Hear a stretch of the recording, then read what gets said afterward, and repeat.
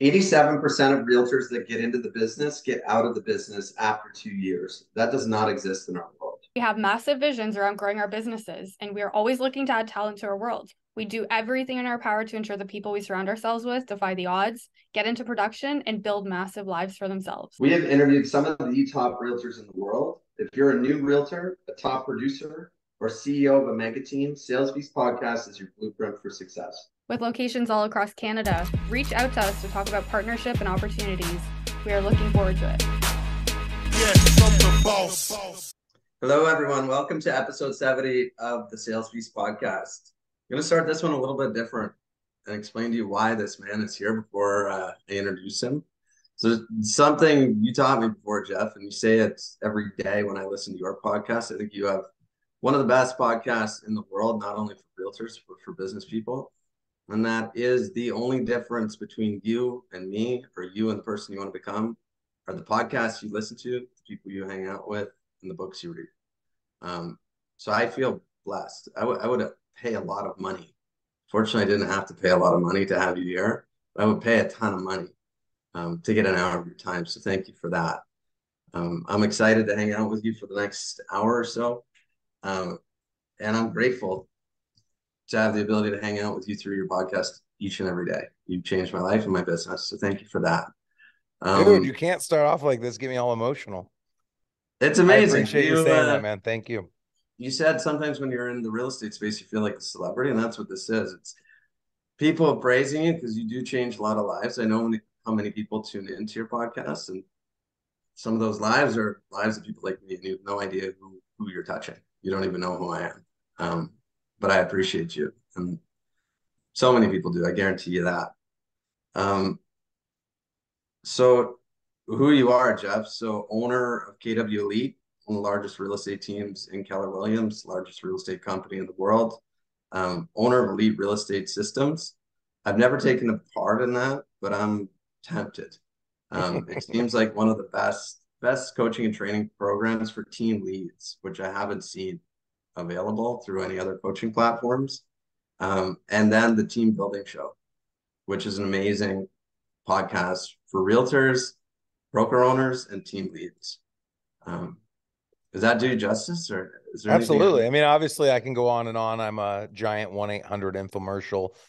We also own a mortgage vertical, Exarban Mortgage, which is a national mortgage company in the United States. We also have Exarban Insurance, which is property casualty, term, life, disability insurance. And then we have an investment company that has about 200 doors valued at about 25 million. And we have our coaching company, Elite Real Estate Systems, that you referenced in the Team Building Podcast, and the KW Elite franchise. And now we're just launching a new venture called Powered by ERS, which we'll talk about a little bit today on the show. Yeah. So one thing I always find amazing when I meet with people like you is that you started in the exact same place as all of our listeners. There was a point in time in your life when you had never sold a house and you had no idea what you were doing. Through listening to you, you did something very interesting that I don't think a lot of people do. You shared with me that there was a time when you discovered who are the best realtors in my market. What are they doing? And you went and you tried to speak with them. And from what I understand, not a lot of them spoke with you. And the reason why was pretty interesting. We all think people don't want to speak with us because they don't want to share their trade secrets, because we might steal market share from them, we might take their clients.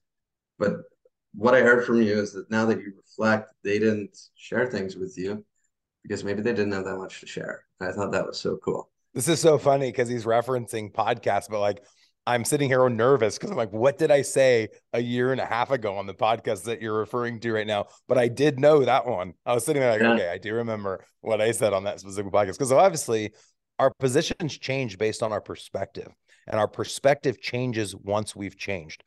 And so to your point, I called them informational interviews, and I learned the strategy while I was still in college because I was trying to decide what I wanted to do when I grow up. I'm still doing that every day. And so I would take people out to lunch, and I'd buy them the cheapest lunch I could find. And I'd ask them questions about their life and their career. And, you know, I'd take them back to when they were 22 or 23, getting ready to graduate, and ask them, if you could do it again, what would you have done differently? And a lot of this ideation was motivated by the book I had read called The Five Dysfunction, or not The Five Dysfunction. It was The Five Regrets of the Dying. And this book, it sounds kind of morbid, but a hospice nurse helps hundreds of people to their death.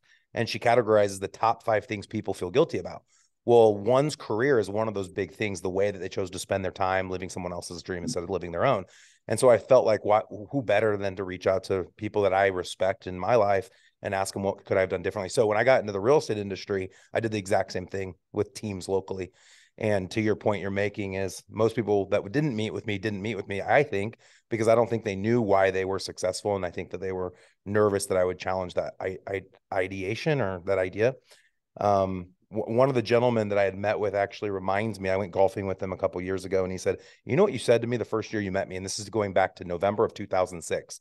And I had never sold a house in November of 2006, but evidently I golfed with him that spring. And I told him I'd be the #1 agent in Nebraska within 10 years. And I was #1 within like 7. And so he was reminding me of the story, and he thought, I thought you were the cockiest kid and blah, blah, blah. And he goes, but something I learned that day, now watching what you did, is you thought you were going to be #1. And so everything you did from the day you said, I'm going to be #1 to the 7th year where you were #1 was to become #1 in Nebraska. So if we just say, I want to be #1 in my office, or I want to make 50 grand a year, you'll probably do what you say you think you'll do. So set your goals bigger, because then you're going to have to find out the answers to get to that goal rather than just making 50 grand or covering your nut every month or whatever the case might be. That's such an undervalued piece of advice. It's funny you say that. I had a meeting with one of the agents on our team. He's a young guy, and we're trying to clean up his habits a little bit to put him on the right track to achieving his goals. And that's one thing I talked about, was exactly what you said.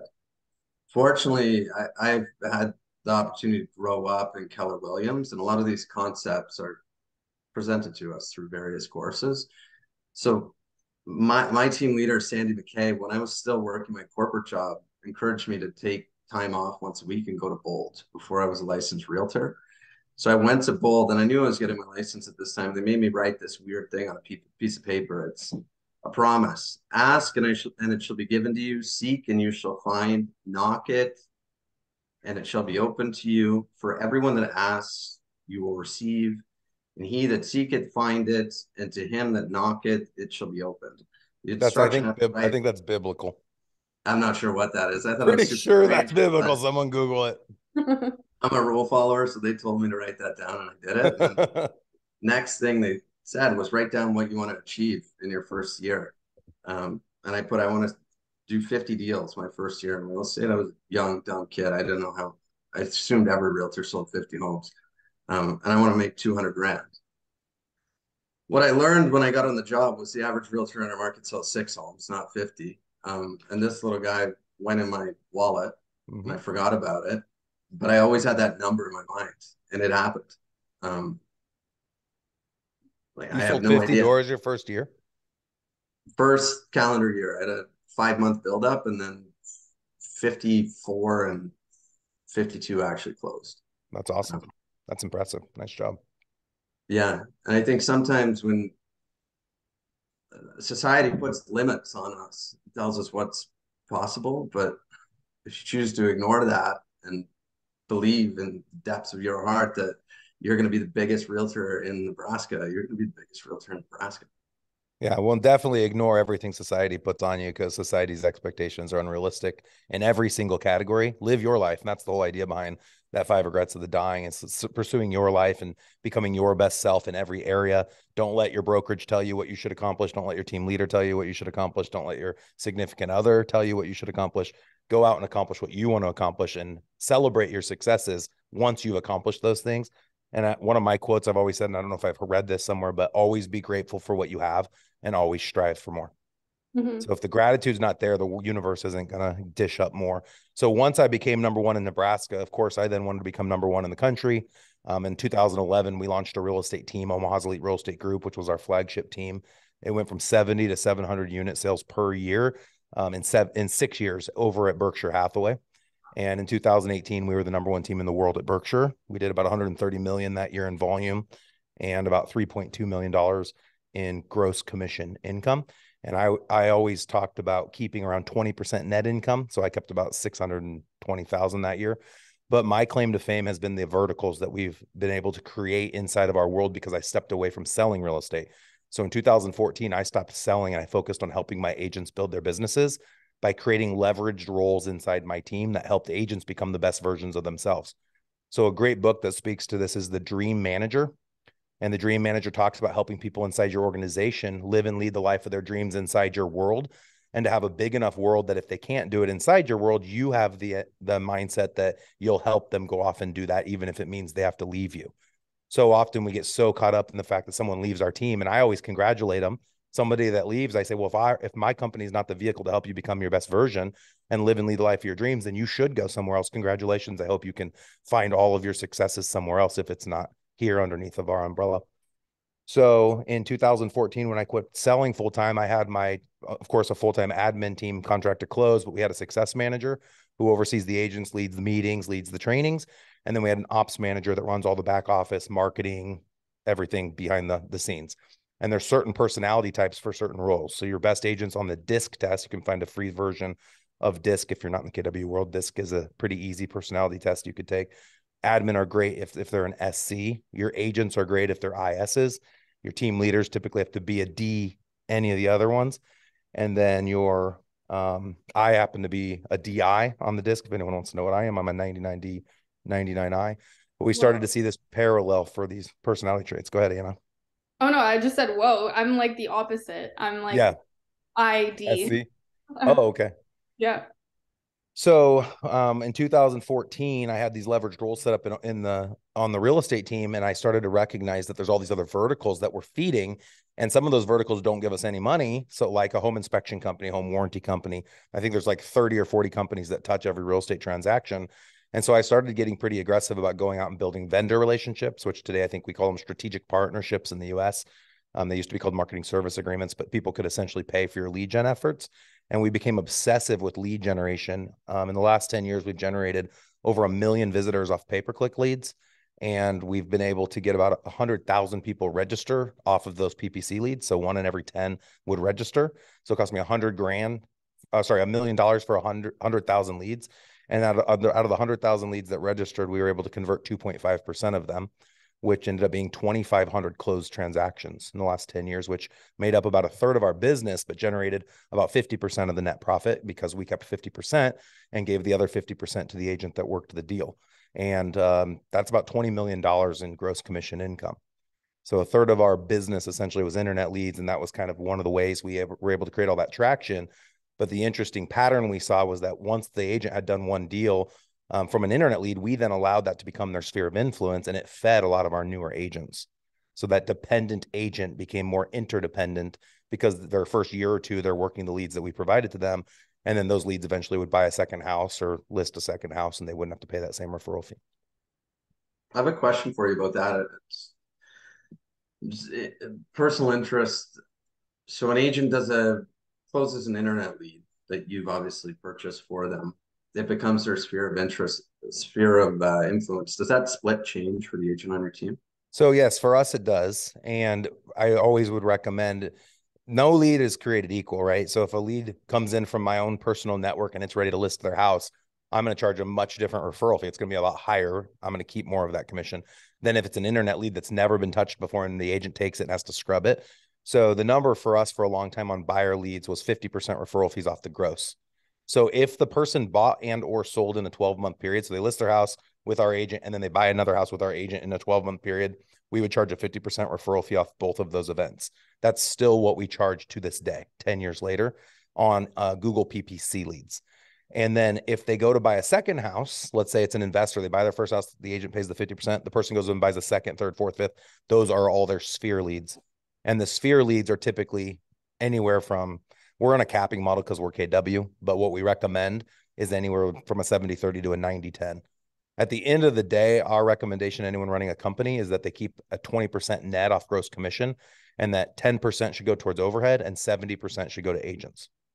If the agent's not retaining at least 70% of your overall GCI, your agents aren't going to stay in your world for very long. So anyone that says, well, I keep 50% net, I'm sure you have a ton of turnover, and that's okay if that's your model.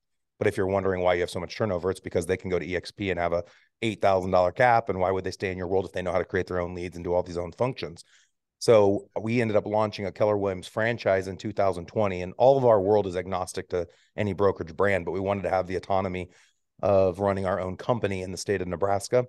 So we bought a market center back in 2020. We went from like 30 agents to over 100 agents in just the last 3 years with COVID and all the other crazy that's taken place. But our focus was being able to help the dependent agent, like what a lot of agents are with that join real estate teams, the interdependent agent, which is usually what you'll see at a traditional brokerage, and then the independent agent, somebody that could already be their own broker, but now attached to us and get the resources of KW as well as the resources of elite real estate systems. And so going back to the book, The Dream Manager, where it ideates around the idea that people might leave your world to be able to live and lead the life of their dreams, we really wanted to be able to catch every type of real estate agent, independent of if they're dependent, interdependent, or independent inside of our world. And that's why we launched a brokerage. Typically, brokerages go broke. I'd suggest to most to not launch a brokerage, stay a team. Your profit margin is 20% as a team. As a brokerage, you're lucky to be at a 5% net profit, especially now with the changing market. And so that's why we've been so focused on other verticals. So back to my story, back in 2014, I started focusing on the verticals, and we were able to go out to mortgage companies, title companies, insurance companies, home inspection, home warranty. And that $1 million we spent on internet leads was spent by our strategic partners. So when people are like, how did you only have 10% in overhead expenses? Well, we never paid for marketing. And then we also always charged a broker fee to our agent, which they'd then go collect it from the client. On every transaction, we'd keep $600 on the buy and $600 on the sell. And that would usually total around $400,000 a year. And we'd use that money to cover all of the administrative positions inside of our company. So our success manager, our ops manager, our 2 admin, our sign runner, all these positions were 100% zero based through the broker fee. So strategic partnerships and broker fees essentially attribute to about 20% of one's overall gross commission. Ours was zero. So that's how we netted 20, 10% was overhead, and 70% could go back in the agent's pockets. So when agents ever gave us pushback, we'd say, well, we can move your split down to a 50-50 split if you don't want to go collect the broker fee, because it's either one or the other. We have to keep a 20%, we have to maintain our 20% net margin. But our genius was in the other verticals, and that's our new business venture that we're launching and publicly announcing on our podcast at the end of Q4 2023. And that is the Powered by ERS platform. So what we found is a lot of teams across North America have really struggled in getting into the mortgage business, the title business, the insurance business, property management business, and investment business. And so instead of us continually telling people how to do it, we said, you know what, let's just start doing it as partners, joint venture partners with all of our podcast listeners and coaching clients across the country. So that's what we've started. So our intention is to be in 48 states in mortgage, 45 states in insurance, 30 plus states in title. Property management and investing will be across all 50 states. And hopefully we'll come up to Canada eventually. Amazing. There's so much to unpack there. Like, I don't even know where to start, to be quite honest. But like, what I'm getting is that you're really taking the KW models and amplifying them. Like, what I hear what you're doing with your market center is you're utilizing the Team Ridge model to help your dependent and interdependent agents. And I'd like to ask you the ratio on that in a second. And then you're using the expansion model for your ancillary businesses to help them grow across the country. Yeah, 100%. I love that. Yeah, and the ratio is about a third, a third, and a third. So Okay. Our market center is flipped upside down. So in traditional Keller Williams verbiage, you'll have your cappers, your half cappers, your quarter cappers. We wanted to build a model where we would actually go and recruit brokerages, and then we would have a double team cap. So in our world, it's $50,000 a year is what we charge people to be independent and attached to us. They have to have a broker's license. And in our state, they have to have a managing broker. We only can have one designated broker in the state per franchise. So they have to have a managing broker. They have to have their own full-time admin team. They have to do their own contract to close. They have to have their own compliance department. Like, they need to be a business that runs on its own. And then for $50,000 a year, they can plug into the Keller Williams franchise as well as everything KW Elite offers, which includes elite real estate systems.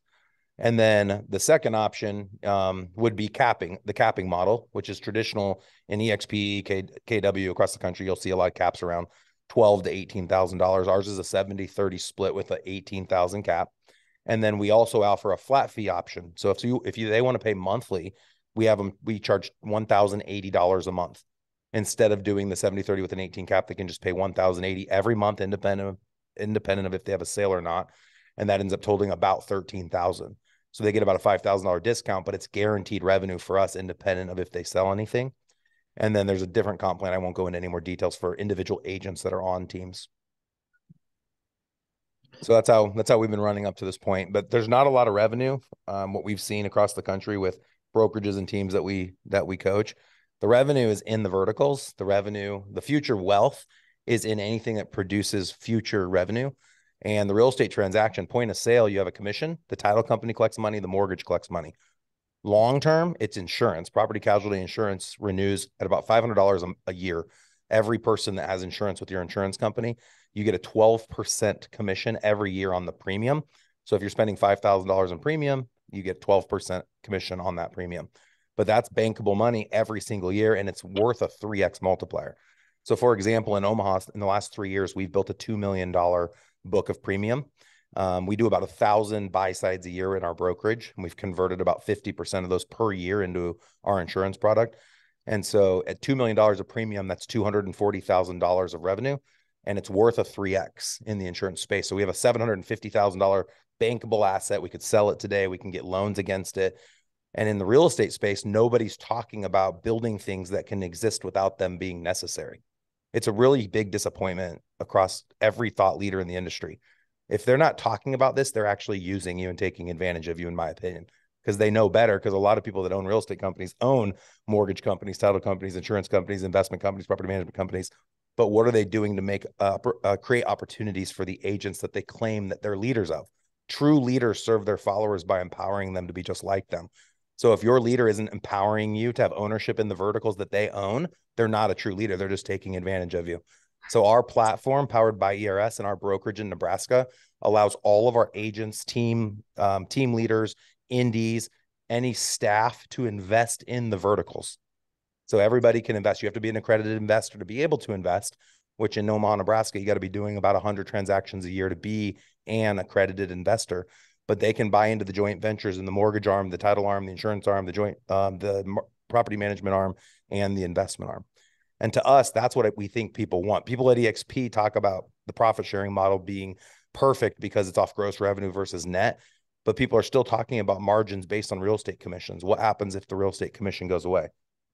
What happens if Zillow comes out tomorrow and says, you know what, from now on, America, 330,000 people, 100,000 plus domiciles, Zillow's not going to charge a real estate commission. But if you don't pay a real estate commission, you have to use our mortgage company, title company, inspection company, home warranty company, Netflix account, every other resource tied to the house. Yeah, they're taking all the market share at that point. And well, who would you use? Well, I really like Anna. She's awesome. She kills it, but I can use the Zillow agent for free. Sorry, Anna. So I'm positioning our agents, not just in Nebraska, but across the country. I want to create an ecosystem for everyone that allows you to drive a majority of your revenue, not from point of sale, but from residual revenue, vehicles like insurance and property management and an investment portfolio. And then if it does apply to a point of sale, there is commission attached today. If the commission goes away, you can still make money off title. You can still make money off mortgage if you own all of the entities. So I've been obsessively working on this since 2014. This is partially why we launched the Market Center in Nebraska, is we used it as a beta test to see if we could expand the ancillaries across the state with our Indy offices. And we've been very successful. We've obviously made a lot of mistakes along the way and lost lots of money, because anytime you win, you have to fail more than everybody else. And now we're ready to expand it nationally. That's amazing. The one thing I've always thought was really interesting about you is that whenever you build something, you make a point of building it so it can be sold. And we talked about this before the podcast. I have two Jeffs that I idolize in this business. You're one of them. There's another one. I don't want to say his name because I'm going to say something about him that I maybe don't want to get back to him. But his sales pitch is very different than yours. His sales pitch is, I'm boots on the ground. I do 100 transactions a year. My team does 1,000. I'm in it with you. But I heard something from you that I thought was amazing. And to be honest with you, your sales pitch resonates with me a lot more. And that's, the more valuable you are to your organization, the less valuable your organization. The less valuable you are to your organization, the more valuable your organization. Hearing that from you, I wasn't kidding when I said you changed my life. I was a guy that loved selling. It was like a drug for me. I've been at this for 5 years. I'm out of production today. I plan on never selling another house again in my life. You're the reason. Wow, that's it was awesome. that perspective change.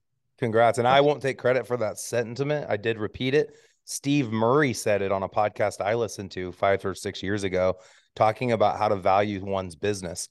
And he talked about the 3 types of teams. One's the community team, where you and your mom and dad split all the costs, and then each of you keeps 100% of your commission. The second is the rainmaker team, where the rainmaker's making all the money and everybody else gets the scraps. I actually like to call it the shark sucker fish model. And then the model that's actually a business model is the CEO model. And it's what Gary Keller book is all about, the Red Book, the Millionaire Real Estate Agent, where you work less than 5 hours a week on your business and your business can grow without you being necessary. Well, which model do you want?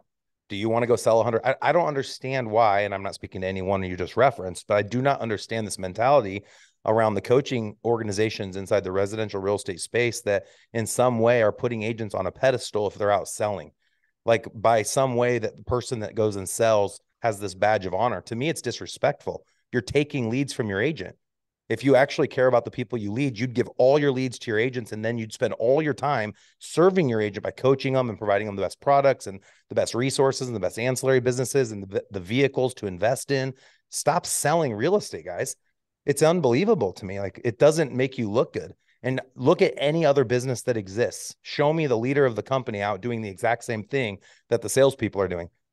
It'd be like going to the McDonald's and the owner's out there flipping burgers. That's not value add. If I was flipping burgers, I don't want the owner flipping burgers. I want the owner going and building other restaurants. My goal wouldn't be to be flipping burgers forever. I'd want to eventually own the McDonald's franchise would be my goal. So you just have to ask yourself, what do you want to be when you grow up? And exit should 100% be a conversation for every business. What are you going to have in 10 years or 15 years from now? And if you are in the game and you love to sell real estate and you love to look at houses, that's great. But take a percentage of every dollar you make and go out and invest it in something that's going to drive residual revenue, like investment properties. I think that's the best way for an agent to invest. I wouldn't invest in anything other than single family, multifamily, whatever you have access to in your market that makes sense. Yeah, I always thought, ever since I heard you say that, we have a script we use at our office and it relates to Apple being the best marketing company in the world. I'm not going to get into it, but when I heard you say that, it dawned on me, Steve Jobs was not working in the Apple store selling Apple computers and iPhones. And we consider him to be the best business person of all time. And that's not where you'd want him to spend his time. And what's beautiful, though, of all of this is, like, if you're a leader that did sell, your perspective is so much stronger. And it surprises me as well. A lot of the people in real estate, you go and look at the top coaches in the country and ask them how many homes they've sold. Ask them how many real estate teams they've ran. Ask them how many real estate brokerages they've ran. And then the most daunting and disappointing question, ask them how much real estate they own. Mm-hmm. You're one of the top coaches in the country. How many doors do you have? How much wealth have you created? What kind of home do you live in right now? How many Airbnbs do you own? How many single families? How many multis? How many industrial spaces? How much land? Most of them have nothing. They have nothing to show for it. And they're the ones coaching. And they're the ones running podcasts. And they're the thought leaders in the industry. It pisses me off. You can hear it in my voice. And that's one of the other reasons I've continued with the podcast. And I'm so aggressive with my speech. And I do it intentionally because I want to shake stuff up. Because I want people to wake up and go, oh my gosh, I've been told something 1,000 times. And I think what I've been told is wrong. And that they told me that because they just wanted me to be a hamster on their wheel. I'm their residual wealth. Just like if you watch Social Dilemma, it talks about how we are the product on Google or on Facebook or on Instagram or on TikTok. And people use our eyeballs. They sell our eyeballs to third-party marketing companies. If you're a real estate agent, your full-time role is selling houses, you're the product. And the real estate company you work for is going and making money off everything else in the transaction. And you think you did amazing because you got 100% split. You just made your broker to 10x of your 100% split on all the other stuff. But you don't know that because you didn't think about that. So hopefully now you're considering it. No, I love how you shake things up. And I think similar to Mike, that's something that I subscribe to a lot more. Like, I haven't sold a ton of houses, but I'm in a team leader position. I've helped build a lot of real estate businesses. And I think that being out of selling has allowed me to just grow and educate myself and continuously just be in the know of what needs to be changing in this market. So I wanted to ask you, Jeff, how are you consistently staying in front of or continuing to be innovative in this real estate industry? Like, what are some of the things that you listen to? What are some of the books that you read? Where do you get your knowledge from? Yeah, I appreciate that. So it's funny, going all the way back to like 2014, 2015, when podcasts started to be more prevalent, our leadership team was assigned, we would go through and eat up all the content from every top podcast that was out there. We picked like the top 5 at the time. And we each were assigned a podcast a week. And then we'd all come together once a week and everybody would report on anything new that they learned from the podcast episode they listened to. And it got to a point after about a year of this practice, because that's about 250 podcasts. We had about 5 people listening, where there was no new content in the real estate space. We ran out of content. Everybody was saying the same thing. It was just a giant circle. And it's the same thing with books. The more books, if you've read hundreds of books, there's patterns across every book, because none of this is new. This has all been in existence for hundreds of years. There's a book, How to Win Friends and Influence People by Dale Carnegie. Someone can fact check it, Dana, if you want to look it up. I think it was written in 1923. The model's the same today. People love to hear the first name, Anna. That's the number one name they like to hear. And people like to talk and like to be listened to. No one wants to do the listening, but if you listen to someone, they're more endeared to you. The point being, there's nothing new. The content's the same. It's just reiterating it and now applying it to today's world. So we've investigated a lot of other businesses that have been successful. We talk a lot about the business of the 21st century in its exit. Where's our value? And of course, it's in the data. When you look at companies in exit, most of them that have proprietary technology at the center of their business get a 10 to 20x multiplier when they sell. And so I'm investigating, what are the exits of other companies? Why do they make so much in their exits? What's their long-term play? What residual revenue is generated? How do you operate leaner? How do you cut costs, especially right now more than ever? And, I was born in the real estate business in 2006. So I watched the crash of 2008, 2009, 2010. And I'm actually excited about this shift, because a lot of agents have been spoiled and they think that their success has become because of them. Nobody gives credit to the fact that it's just the simple market that they're in. It's not them. I can't believe how often real estate agents celebrate themselves. We have a brokerage here, and I apologize if this is something you guys do, but I'm going to make an attack at the brokerage here. But they put signs in all the yards of the realtors' houses during award time of year, which is right now where they're getting awards, and it says a top realtor lives here, and they stick that sign in the real estate agent's yard. And I think about all the doctors, dentists, attorneys that live in these neighborhoods looking at this, laughing at themselves, thinking, why are real estate agents constantly patting themselves on the back? It's like a first grade soccer team. After the game, they all get a little trophy and a juice box. And I've thought about going and delivering cases of juice boxes to all their doors as well. So we need to take ourselves professionally. We need to treat ourselves as professionals. We need to communicate with ourselves as professionals. And so your question has a long, multifaceted answer to it. We can continue listening to podcasts. My time has been best spent masterminding with top minds, CEOs, COOs, CFOs, data scientists across other industries, because the real estate industry is quite antiquated, to be honest with you. We're behind the times. We're sticking signs in yards saying top realtor lives here. There's a problem. I'm glad I asked that question, because I wasn't sure what kind of answer I was going to get, but you're so right in the fact that we just celebrate ourselves too often. Of course we need to internally celebrate and, look at our progress, but I think just this industry as a whole is way too focused on awards and the flashiness and ego, rather than just when I did my introduction, I didn't just say how many doors we sold and what gross revenue we generated. I shared the number that mattered most. I said what my net number was. How many awards have we seen? If anybody here can tell me that they celebrated a net revenue number, I'll send you a $20 gift card to Starbucks. So if anyone reaches out to me, it's at Jeff M. Cohn on Instagram. If you had an award ceremony in the last 3 months and it celebrated net revenue, I will send you a $20 gift card to Starbucks. It'll work anywhere. You can work it online, whatever, because that's not what people celebrate. They celebrate smoke and mirrors. Who cares if you did 1 billion transactions if you had no profit? And you talked about Apple. Look at Amazon. There's all these big, huge tech companies that have never made money. And everyone's like, oh, look at how great they are. They're not profitable. It's why are we celebrating these businesses that aren't successful businesses? Yeah. Success is driven by profits in a capitalistic society. What percentage of your revenue do you give out in gift cards? 1.7%.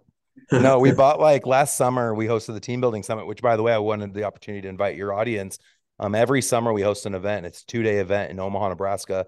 We get top speakers from across the country, and we're going to speak to all the verticals. We're going to teach people how to build mortgage teams, title teams, insurance teams, property management teams, investment teams, and then, of course, real estate teams and brokerages. It's called the Team Building Summit, and you can go out to theteambuildingsummit.com. And then for more information about our coaching company or the podcast or any of the other things we talk about, we actually even give away a free guide to building and scaling a dominant real estate team in your marketplace. You can go to growwithers.com. Love it. All the plugs. We'll put all the links down below in the comments. on our Instagram and in the podcast description. Thank you. I wanted to bring up one thing. I imagine a lot of people that are listening are wondering why the hell does this guy do so much? I could tell you think quick and your head runs a million miles a minute. Sure, if we interview you 2 years from now, My head will have exploded by then. a lot will have changed. No, man, like you shared with me, like when you shared on air and off air how we had influence with you. It's funny, in the Keller Williams world, I had the opportunity to speak at Family Reunion back in 2020, and it was the month before the whole COVID outbreak in the US. It was during Valentine's Day. I don't know if you guys were at that specific event. And I was on stage in front of 22,000 people, something like that. And someone said to me, "You're a quelebrity." And I had never heard that term before, but a KW celebrity, they call quelebrities. But before being at Keller Williams, we were, being number one at Berkshire and then having the podcast, a lot of people in the real estate space know who I am. And while my head was obviously big in the past and I had a big ego, and obviously when you're younger, you don't know how to handle the success of being number one in your office and then number one in the state.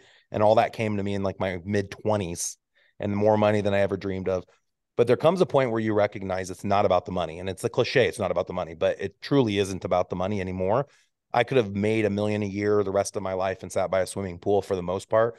All the stuff you heard me talk about is all done by other people. I'm not doing any of it. Literally, I don't do anything I said on this podcast. All the things I own, all the businesses that are growing, all the coaching, everything, everything is done by others. I'm doing the things I love. So I'm on my podcast. I do a meeting once a week with my board of directors of 15 people that are all C-level. I'm available when there's emergencies. I'm available for Q&A with all my C-level. But oftentimes I'll say, that's not a Jeff question. That's a Dana question. That's an Andy question. That's a whoever question. And I'll point someone back to the direct report that they should be reaching out to. But it really all comes back to impact and influence in life. So when we think about at the end of our days, what was my difference I made? Like what was my impact? We all get to choose how big of an impact we want to have. And our podcast, I would believe right now, will be my greatest impact. And it will be the people that choose to make the changes in their life due to the information that was shared on the podcast by either me or the guests that I bring on. And now our Powered by platform isn't just us giving words that someone has to go act on. We now partner with the individuals that are listening to our podcast to launch businesses together, which what greater level of partnering with, what greater offering could there be than someone saying, "I'll get into business with you. I'll marry you professionally in business by doing a joint venture." That element of influence and watching people take the advice and then make a change in their life for the better is much, much greater. I'm much more addicted to that than selling a house. And just like you mentioned, I was great at selling real estate. I sold lots of houses. I made lots of money selling. It felt awesome to list a house. It felt awesome to put a contract together and know I had a $20,000 commission coming, or I think my biggest one was a $180,000 commission. But there is a much greater feeling than just making money. And that's helping make other people money. And not because the money alone's ones and zeros in a bank account. It's what people are able to do with it. And we every year revisit our vision boards. And we talk about what do we want our life to look like and how much revenue would we need to live the life of our dreams. And if our business isn't helping people generate the revenue to be able to live and lead the life of their dreams, then the business that they're at is the wrong business. They need to go find a better vehicle to drive the revenue. So that's what inspires us. And my brain does work really fast and I like going fast. I'm probably a little ADHD, and I probably have like every personality disorder that exists, but it's like my happy place. I like being busy. I like going fast, and I like having a lot of different things that I have my hands in. If I didn't, I'd get really bored. So I appreciate you asking that question. I wanted to repeat something really quickly so that our listeners don't miss that. Jeff is constantly asking himself how he can grow other people and help make other people's lives better. And as a result, he's able to achieve everything that he's ever wanted to, and probably even beyond what he ever thought possible. Is that what I'm hearing? 100%. Yeah, I had a lunch yesterday with a close friend of mine that also works at our mortgage company, and we were talking about our lives, and it's just fun, like to look back and reminisce. He and I used to play squash competitively. A couple years ago, we'd play a lot, like 3 or 4 times a week. So we were just kind of talking back about those days. And I think I had mentioned to him before he worked at the mortgage company, before I had started a mortgage company, I'd mentioned to him, "Hey, we should start a mortgage company." And I remember him at the time, the first time I brought it up, it's like, "What are you talking about?" I'm like, "I'm serious. Like, I think I'm going to start a brokerage and then we should start our own mortgage company. And I think we should expand." And he's like, "Well, how big would you want to make it?" And I'm like, "Well, we're going to go across the country. We're going to go to every state. Like, why would we not do that?" And it's just funny. Like, it's back to the sentiment early on that I had said I would be the number one agent in the state. Like, well, if you're going to do something, why would you half-ass it? Anything worth doing is worth overdoing. I think that's like the Navy SEAL creed. Anything worth doing is worth overdoing. Like, why not go big? And a lot of people say, well, because they don't have the time. You don't have to do all the work. That's what leverage is all about. And a lot of people don't know that don't have own businesses. They think they have to do it all. You don't have to do anything if you set it up the right way. Read 4-Hour Workweek by Tim Ferriss. He hired 2 virtual assistants, spent 4 hours a week surfing pretty much, or spent all of his time surfing and 4 hours a week managing his virtual assistants, which is not what I would recommend anyone to do, but kind of creates that ideology around if you set it up the right way, you don't have to be the one in the boots, essentially. And I do want to create that impact and that influence. So you heard me exactly right. That's what drives me, not just the money. Once you've made the money, you'll realize like, oh, it's not just about that. Until you've made the money, you'll roll your eyes and say, yeah, whatever, he says that, but that's not true. But for anyone that's made the money and hit those dollar amount goals, yes, you want to have the house. Yes, you need to be able to pay your car payments. Yes, you need to be able to go on a family trip and pay for your kids' education and all those minimal things. But once you have those things, it's no longer the money. Now it's, well, what's the greater good? How do I give back to society? And everyone has their own vehicle that fills them. For me, this has been my calling, is helping people build more successful businesses, and not just in the real estate vertical, but in all the other parallels that run parallel to the real estate transaction. I have one more question, Mike, and then I'll turn it back to you. I'm sorry. Okay. Before I lose my train of thought. So one of my favorite books is Who Not How. And I wanted to ask you, like, when you're thinking about growing so big and so wide, like for me, I know I'm constantly thinking about who do I need to have in my world to continue to build this or to accomplish this or whatever. But what questions are you constantly asking yourself to help you grow and think bigger? Oh, that's awesome. It's a fun one. I'm obsessed with the data. So I'm constantly thinking about how do I do a better job at taking data, first getting permission to market to the data, and then how to house the data, and then what will the data want today, and then what will the data want in the future. So it's been said that data is going to be the greatest commodity of like the next 20 years. If you have a relationship, and that's the one thing agents don't know, your database isn't valuable just because you can go help people buy and sell homes. They need everything. Look at Amazon and how it treats data. You can go buy a pair of shoes and then you can buy toilet paper and then you can watch a movie. Like, it has everything, it has a whole ecosystem. So you could be the portal for a third-party company to come into your database, but with the fact that they know you, like you, and trust you. No different than if you were to go on social media today and you could become a little micro influencer and push a certain product and go to that company and say, hey, I want a rev share off of this product. You post it on your page. If you have enough followers, they know you, like you, trust you, and they use your product. So I'm like always thinking about, like, that's one of the things I enjoy thinking about, is like, what's the future look like? And if we have a good relationship to our databases, how do we manage that data? And what are the best things to upsell to our database to create the most value for the people that are in our world? So I have 2 big databases I look at. One is the people that follow the podcast, which are team leaders of real estate teams, mortgage teams, title teams, insurance teams, et cetera. And then the other database is the database of our clients. And in Nebraska, my database has 400,000 people in it, in Omaha, Nebraska. There's only like 100,000 houses in Omaha, Nebraska. So my database is like 4x the names than there are doors. And so I just think about like, how could I be managing that database the best and providing the best value to that list of people? And then what could I upsell? What could I create revenue attached to? And so a great example would be, all of us have insurance. So most people, even once they pay off their house, they have home and auto insurance. And that home and auto insurance policy is worth $500 a month, $500 a year. Every year we have to renew our home and auto insurance. Every person in your database, every 12 months from the day that they entered into their policy, has to renew that policy. Why would all of us not own part of or all of a home and auto insurance company and be messaging our database every 12 months, asking them to shop our insurance company versus the company that they're at, as a value add to make sure they're getting better coverage and a lower rate? Why would we not? And this is rhetorical, but everyone answer it for themselves. And let's see if you're answering with a limiting belief, which is, well, how would I ever afford one? I don't do enough transactions. How do I own one? I'm not an insurance agent. I don't know how to get started. Like, we all should be doing that, but we're not doing that. And the same thing goes for every other vertical that I talked about. When the refi rates were the lowest ever in history, I started asking groups of people, how many of you have reached out to your list of clients and suggested to them that they take advantage of the low interest rates and refinance their loans? And most audiences said they hadn't reached out yet.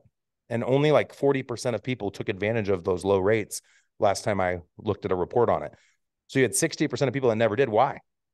Rates were down to like 3% in the US, lower than 2.7% on a 30-year fixed loan. Why? And the sad answer is because the realtor couldn't make money.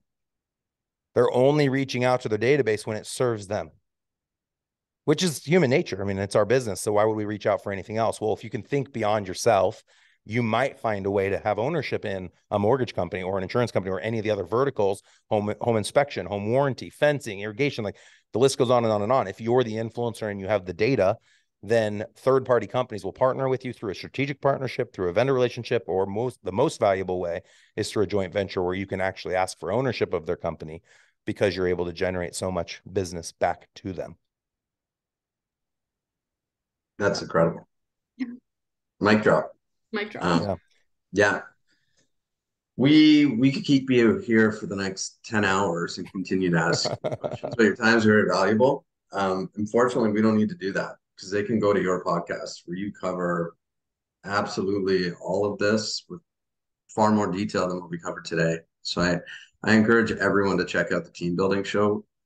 You guys go over what brand new realtors should do, what the lead sources are that they should pursue, which ones they're likely to be most comfortable with when they join a team, what they should look for, what they need to do to get off the hamster wheel. You literally break down exactly what a team leader needs to do to go from 70 ends to 700 at an incredibly rapid pace. Yeah. And our claim to fame is we don't teach you how to be a real estate agent.